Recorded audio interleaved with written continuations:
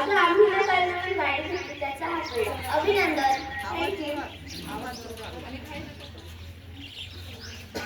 अगं तुला माहित आहे का, माझ्या आजीने ना आमच्या नवीन गाडीला कोणाचीच नजर लागू नये म्हणून गाडी ना हे बघ अशी लिंबू मिरची पाणी. आता आमच्या गाडीला कोणाचीच नजर नाही लागली. ही सगळी अंधश्रद्धा आहे.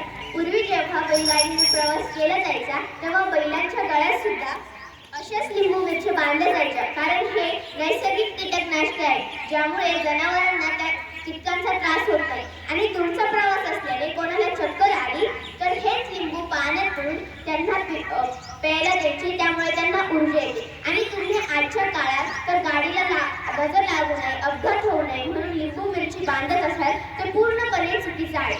जर तुमची गाडी वाहतुकीचे नियम न पाळता चालवत असेल तर तिचा अपघात होणारच ना. तर तुमची लिंबू मिरची काय करणार? हो अगं बरोबर आहे. आता तुम्हाला समजवलं. आता माझ्या आजीला पण सांगणार की गाडीला लिंबू आणि मिरची बांधणं हे चुकीचं आहे.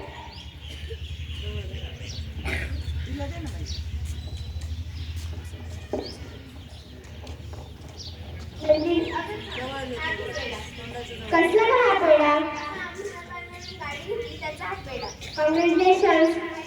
नंदिनी, अगं तुला माहित आहे का, आपल्या गल्लीत एका बायकांची चर्चा चालू होती की आपल्या गल्लीत एक काळी जादू करणारी बाई आलेली आहे. काळी जादू म्हणजे काय? अगं ती तिच्याकडे लाल कुंकू असेल ना ते कुंकू ती काळं करून दाखवते आणि त्या बाई लहान मुलांना खूप घाबरतो.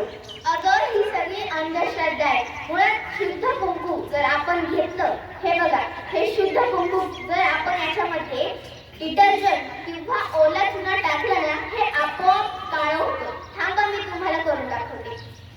हे लाल कुंकू शुद्ध आहे. आता मी हे लाल कुंकू घेते.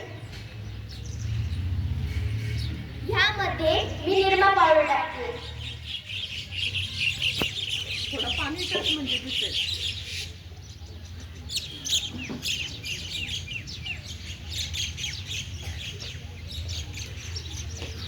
झाला की नाही काळा रंग? झाला ना विद्यार्थी मित्रांनो? झाला ना टीचर? बघितलं ना ते बंधू बाबा आपल्याला कसे फसवून लाल कुंकू हे काळं करतात. मग ही काळी जादू म्हणजे काय गं? ही काळी जादू म्हणजे सगळी अंधश्रद्धा आहे. मुळात काळी जादू वगैरे काहीच नसते. आता तुम्ही इथे आलाच आहे तर मी तुम्हाला एक छोटासा प्रयोग करून दाखवते. हे बघा हे नारळ आहे. याला पुढे चीर पडली का बघा? नाही. हे बघा जर तुमच्यावर काळी जादू झाली असेल, बाहेरची करणी झाली असेल तर यात लिंबू निघेल. बघायचं आहे तुम्हाला? ओम भट स्वाहा. जर तुमच्यावर काळी जादू झाली असेल, करणी झाली असेल तर याच्यात लिंबू निघेल. बाहेर बघा. हे बघा म्हणजे तुमच्यावर बाहेरची करणी झाली आहे. आता आम्ही काय करू सांगा तू आम्हाला. हे बघा मी हे सगळं मुद्दामून केलं आहे. जे भोंदू बाबा करतात ते भोंदू बाबा काय करतात, असंच नारळ फोडून त्यामध्ये लिंबू टाकून एका विशिष्ट पदार्थाने ते लावून देतात आणि ते फक्त त्यांनाच माहित असतं, बाकी कोणाला माहित नसतं. जर मीच हे प्रयोग करत असेल तर ते भोंदू बाबा आपल्याला फसवून किती प्रयोग करत असतील. हो बरोबर आहे ना? तुमच्या काळ्या जादूबद्दल चर्चा चालू आहे का? हो. तुम्हाला माहिती आहे का, काल मी माझ्या आजी बरोबर एका भोंदू बाबाकडे गेले होते. तर तिथे काय झालं, माझ्या आजीने त्या भोंदू बाबाला सांगितले की आमच्या घरात पैसाच येत नाही, आमच्या घराची प्रगतीच होत नाही. मग त्या भोंदू बाबाने भल्या मोठ्या भांड्यामध्ये पाणी घेतलं आणि सरळ काठी ठेवली तर ती काठी आम्हाला वाकडी दिसायला लागली.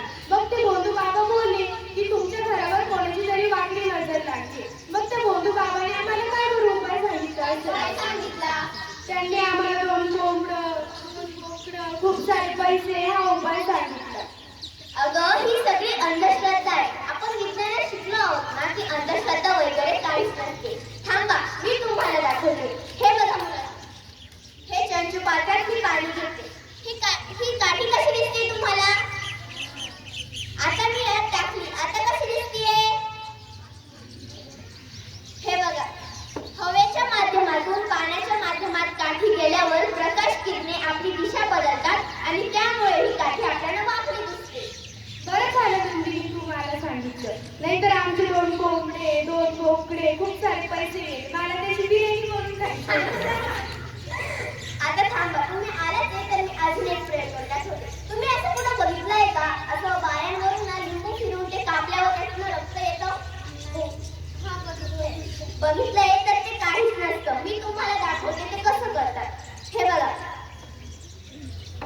निर्माचं पाणी घ्यायचं त्यांची पात्रात त्याच्यात म्हणून आम्ही डिटर्जंट टाकते.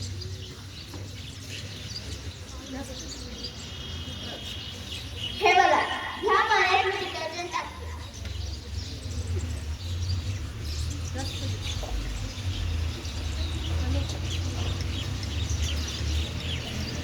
मुलांना हे पाणी कसं दिसतंय तुम्हाला? रंग कसा दिसतोय? आता यात मी हळद टाकते. बघा, जादू झाली. हे बघा कसा दिसतोय हा रंग. हीच टेक्निक वापरून ते भोंदू बाबा असं लिंबावर प्रयोग करतात. आता मला तुम्हाला अजून एक जादू दाखवायची. हे बघा, हे आहे माझं जादूचं पाणी. मी जर या जादूचं पाणी यात टाकलं तर याचा रंग कोणता होतो बघा बरं का. कसा झाला? याचा रंग कसा झाला? त्यांना असं दाखव वरती करून कसा झाला हा रंग? अरे रंग सांगा ना. रंग बदलला का? मग ही जादू आहे का? ती जादू नव्हती, हे लिंबाचं पाणी होतं. लिंबाचं पाणी यात टाकल्यामुळे त्याचा रंग पिवळा झाला. बघितलं ना, असे भोंदू बाबा आपल्याला फसवून आपल्याकडे पैसे घेऊन किती प्रयोग करतात, किती आपल्याला वेळ बनवतात. आता कोणीही अंधश्रद्धेवर विश्वास ठेवायचा नाही, फक्त विज्ञानावर विश्वास ठेवायचा. लिंबाचा प्रयोग राहिला ना घंटा. अगं लिंबू. हो, मी अजून एक प्रयोग तुम्हाला दाखवते. हे बघा, ह्या साध्या पाण्यात मी लिंबू टाकते. लिंबू तुम्हाला कुठे गेला दिसतोय?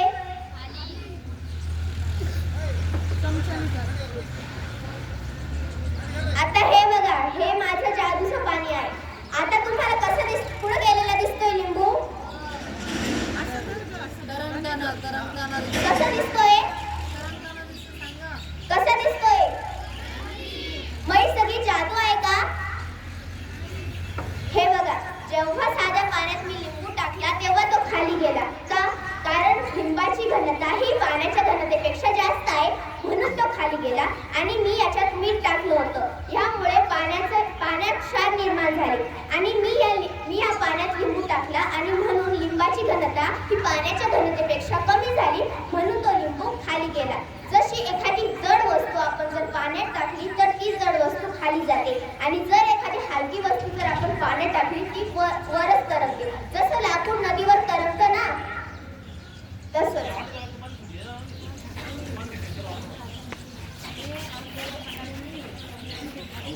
विद्यार्थी मित्रांनो, एवढा वेळ आपण या विद्यार्थ्यांमध्ये संभाषण आहे, काही छानसे प्रयोगही पाहिजे. यावरून आपण एक लक्षात घेतले पाहिजे की या युगातही आपण अंधश्रद्धेला बळी ठरत आहोत. आजही मांजर आडली झाली, दुष्ट लागू नये म्हणून काळे टीप लावली, ग्रहणाच्या वेळी गरोदर स्त्रीने भाज्या न कापणे, धन प्राप्तीसाठी लहान मुलांचा बळी. खेळातील एखाद्या व्यक्तीला साप किंवा विंचू चावल्यावर ती व्यक्ती डॉक्टरांकडे न जाता एखाद्या भोंदू बाबांकडे जाते. त्या व्यक्तीने त्या भोंदू बाबांकडे जायला पाहिजे की डॉक्टरांकडे? सांगा बरं. हो, डॉक्टरांकडे. कारण ती व्यक्ती जर त्या भोंदू बाबांकडे गेली तर एखाद्या वेळेस त्या व्यक्तीचा जीव देखील जाऊ शकतो. अशा अंधश्रद्धेद्वारे आपण विश्वास ठेवतो. काही लोक तिखाऱ्यांवरून सांगतात तर काही जगता कापून तोंडात घालतात. खरं तर या प्रत्येक घटनेमागे कोणती निघणारी चेंडू काळी जादू नसून फक्त विज्ञान आहे. आणि तुमच्या अंधश्रद्धेचा फायदा घेऊन भोंदू लोक तुमच्याकडून पैसे उकळवतात, तुम्हाला फसवतात. फक्त खेड्यातील नव्हे तर शहरातील लोक देखील या प्रकरणांना बळी पडतात.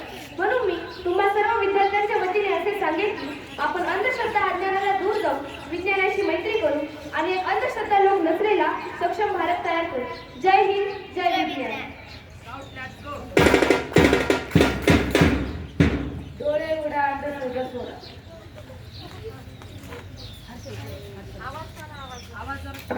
शिक्षण हाच अंधश्रद्धेवर उपाय.